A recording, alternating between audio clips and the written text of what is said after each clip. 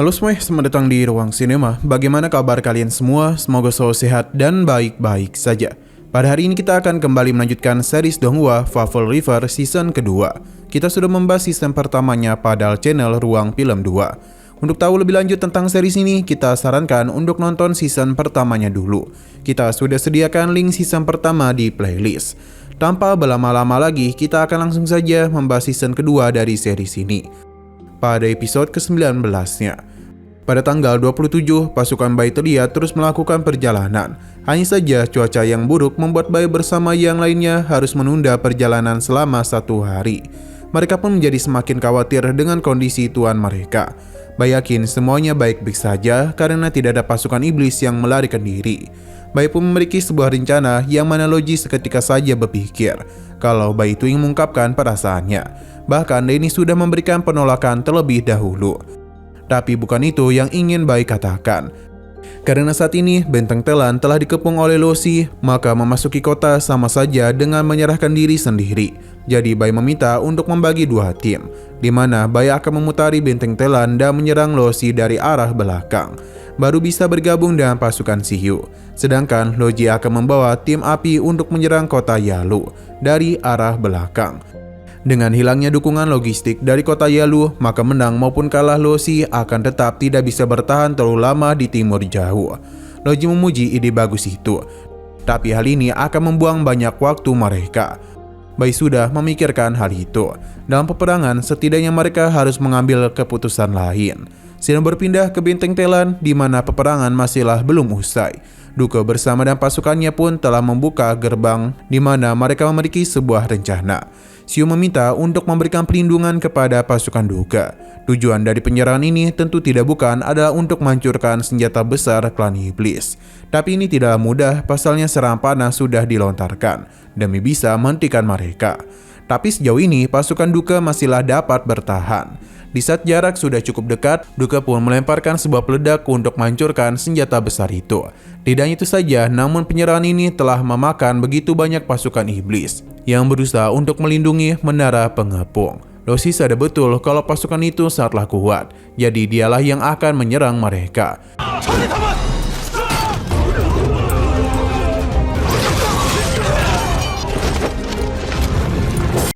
Kuda Duke pun harus terluka parah dan dia tidak bisa bertarung lagi.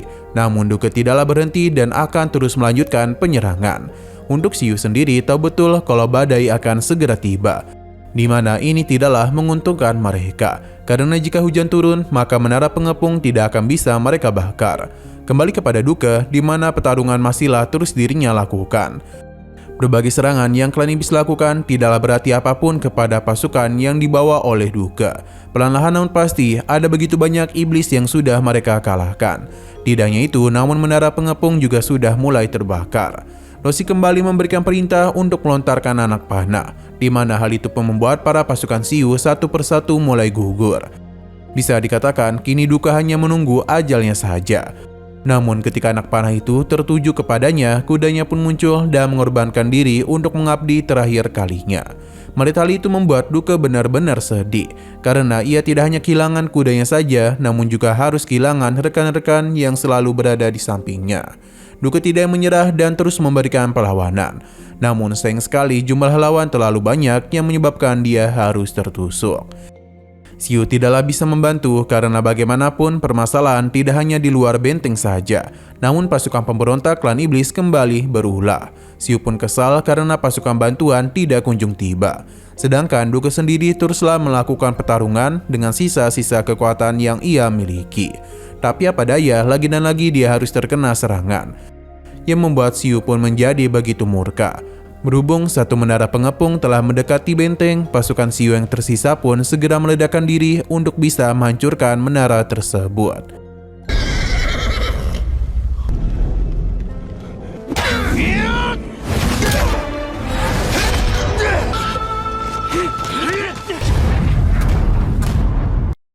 Di detik-detik terakhirnya, ia pun memberikan pujian kepada kudanya, karena mereka tidaklah mengecewakan tuannya. Sedangkan Siyu sendiri sangatlah marah dengan apa yang terjadi kepada Duke.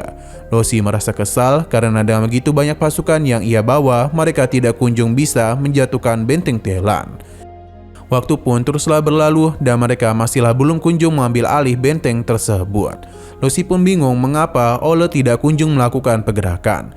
Bawahannya meminta untuk tidak mengirim pasukan lagi, karena jika tidak, klan Darta akan kehilangan begitu banyak pasukan. Dengan kata lain, Ole sengaja ingin melemahkan keluarga Darta. Ini tentu baru disadari oleh Lucy, kalau semua ini merupakan rencana dari kaisar mereka. Lucy pun mulai menarik mundur pasukannya, di mana hal itu tentu saja membuat mereka menjadi sedikit lebih tenang. Tapi tidak untuk Xiyu, karena bagaimanapun ia telah kehilangan begitu banyak pasukannya.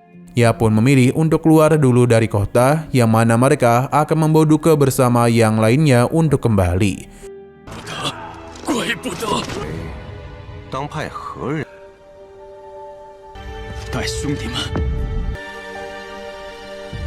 Beberapa hari kemudian, serangan ternyata masihlah belum usai, dan ini jauh lebih banyak lagi. Xiyu meminta Gule untuk mengalihkan semua prajurit ke gerbang utara, supaya bisa kemari. Xiyu juga menanyakan tentang pasukan pemberontak, di mana dia meminta untuk membawa mereka semua berdiri di atas menara kota. Dan mereka itu tidaklah boleh diberikan senjata apapun. Xiyu masihlah menunggu kedatangan Bai Xuan dan yang lainnya. Tapi sepertinya itu masih agak lama karena pertarungan telah kembali dimulai.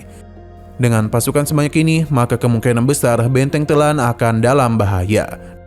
Di sisi lain, Ole diberitahu kalau gerbang timur telah melancarkan serangan besar. Ole sempat terkejut dan dia penasaran seberapa banyak korban yang telah diterima oleh klan Darta, di mana mereka sudah kehilangan banyak pasukan. Bahkan Lucy sudah seperti orang gila karena terus-menerus melakukan penyerangan. Bisa dikatakan klan Darta telah kehilangan sepertiga kekuatan mereka. Ole masihlah belum puas, jadi dia tidak akan melakukan pergerakan karena dia harus menunggu lebih banyak korban dari klan Darta. Setelah semua itu barulah mereka bergerak. Nah, saat ini Xiyu bersama yang lainnya sudah mulai bertarung. Pasalnya pasukan musuh telah mencapai benteng. Dan jumlah sebanyak itu tentu saja merupakan masalah besar untuk mereka. Terlebih lagi, gerbang kota teruslah diserang oleh pihak musuh, di mana perlahan-lahan namun pasti gerbang tersebut tidak dapat bertahan lagi. Sampai puncaknya gerbang kota hancur, di mana ini tentu saja membuat Lucy menjadi senang. Tapi semua itu seketika saja hilang, karena pasukan bala bantuan dari Bai telah datang, di mana serangan langsung saja mereka lakukan dari arah belakang. Ini merupakan sebuah masalah besar karena bagaimanapun Lucy telah mengerahkan begitu banyak pasukan di depan. Jadi pasukan di belakangnya tidak begitu banyak. Bai memberikan perintah untuk menjalankan rencananya, di mana ini semua dapat dilihat oleh Ludi dan juga Xiyu. Xiyu meminta untuk tidak menyerah karena mereka akan kembali menyerang. Pertarungan teruslah terjadi, di mana serangan yang dilakukan oleh pasukan Bai benar-benar menghancurkan formasi pasukan Lucy. Bahkan bawahannya menyarankan dia untuk segera mundur. Ia pun sempat bingung karena pasukan Xiyu telah mencoba untuk mengepung dirinya.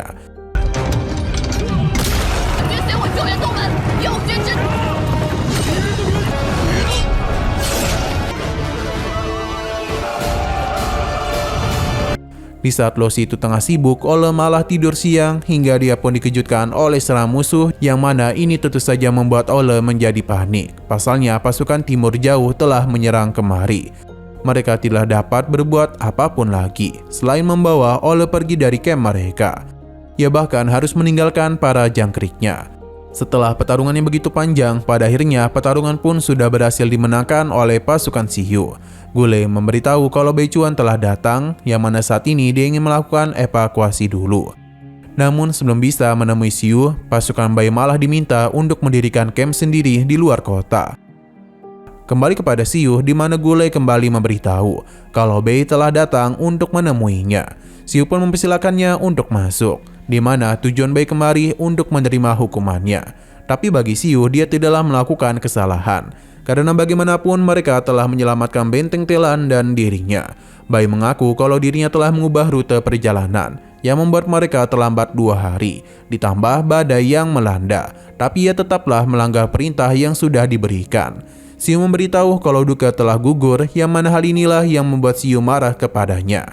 Karena mereka itu tidak mengikuti apa yang dia perintahkan dan malah membuat duka harus berkorban. Bai menanyakan apa yang tuannya lakukan jika berada di posisinya, yang mana Xiyu yakin betul kalau rencananya masihlah dapat menyelamatkan nyawa duka. Bai tahu betul tuannya sangatlah hebat dalam strategi, tapi keputusan yang dirinya ambil juga tidaklah salah karena melakukan penyerangan yang tidak terduga. Tapi ia juga tahu kalau bagi Xiu nyawa para prajurit sangatlah berarti. Namun Xiu pernah berkata kalau makin tinggi posisi mereka, maka semakin sulit juga dalam mengambil keputusan.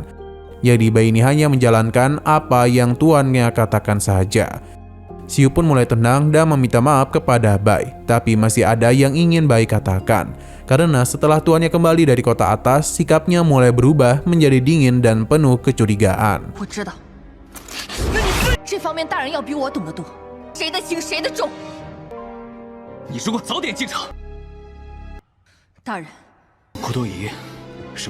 Xiu juga menyadari hal itu, dan jika mereka tidak ingin dipimpin olehnya, Xiu sudah menyiapkan dana pensiun untuk semua pasukannya. Tapi Bai seketika saja menjadi kesal, karena Xiu seakan-akan menganggap remeh mereka, yang rela mengikuti dirinya demi nyawa dan kesetiaan. Ia bahkan rela Xiu memberikan hukuman apapun kepada mereka, tapi dia harap kesetiaan mereka tidaklah diperlakukan segampang itu. Bahkan Bai yang sudah melanggar perintahnya saja rela meminta hukuman apapun demi bisa menjaga wibawa tuannya. Situasi seketika saja menjadi sangat hening, yang mana Xiu mulai menyadari kesalahannya. Dia pun meminta maaf kepada Bai. Tapi sesaat kemudian Guile datang untuk memberikannya sebuah pesan, yang mana itu berasal dari pria berjubah hitam yang dulu datang menemui Xiu. Sim berpindah ke timur jauh perbukitan Padang Gersang, di mana pasukan Losi bingung harus kemana, karena kota Yalu juga telah jatuh. Terlebih lagi, pengejaran teruslah dilakukan selama 5 hari 5 malam, yang membuat mereka tidak sanggup lagi untuk berlari. Hingga Losi diberitahu tentang kedatangan seseorang, yang mana itu merupakan Raja Guangming. Kedatangannya mengejutkan Losi. Sesaat kemudian, Xiu pun datang dan sudah cukup lama mereka ini tidak bertemu. Losi memujinya karena membuat mereka kalah telak. Tapi Xiu merasa kekalahan itu bukanlah ulahnya, melainkan kaisar iblis mereka. Karena seharusnya ia tahu betul apa yang terjadi. Karena bagaimanapun klan Darta merupakan klan terbesar kedua dari klan iblis. Mereka itu seakan-akan menjadi duri dalam daging bagi kaisar dewa iblis.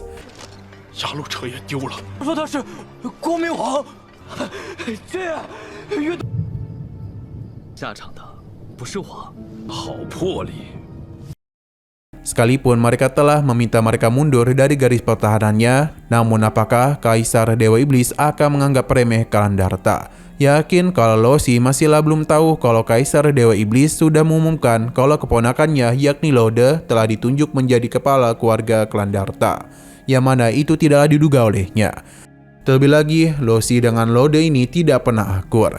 Dengan kalahnya, maka ia bisa dikatakan kalau kepulangan Losi itu seakan-akan membuatnya menjadi lebih buruk saja. Losi menduga Raja Guangming ingin mengadu domba mereka, tapi Xiu memintanya untuk melihatnya sendiri. Karena tujuannya kemari adalah untuk mengantar kepergian mereka sekaligus untuk mengingatkannya. Percaya atau tidaknya Losi kepada pasukannya, semua itu tergantung kepada keputusannya.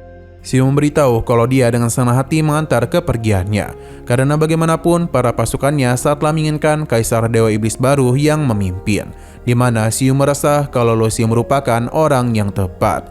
Jadi jika dia yang menjadi Kaisar Dewa Iblis selanjutnya, maka Timur Jauh akan memberikan dukungan penuh kepadanya. Xiu pun pamit pergi, tapi sebelum itu Losi penasaran mengapa Raja Guangming mengatakan mereka sudah lama tidak bertemu, yang seakan-akan mereka ini pernah bertemu. Yang mana akhirnya Xiu pun melepaskan topengnya dan membuat Losi tahu siapa dia yang sebenarnya.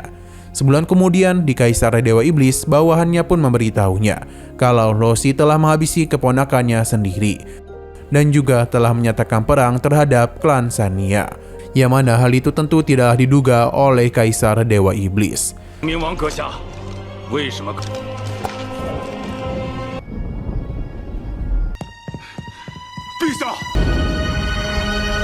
Nah, sayang sekali lagi seru-serunya, episodenya pun harus bersambung dulu. Oke, sekian dulu pada video kali ini. Untuk video selanjutnya akan segera hadir. Jadi bagi kalian yang mengikuti series ini, langsung saja klik subscribe dan aktifkan loncengnya. Terima kasih yang sudah menonton video sampai habis. Jika kalian suka pada video ini, klik like dan share ke teman-teman kalian tentang channel ini. Dan ditunggu aja kelanjutannya. Oke, sampai jumpa di video selanjutnya.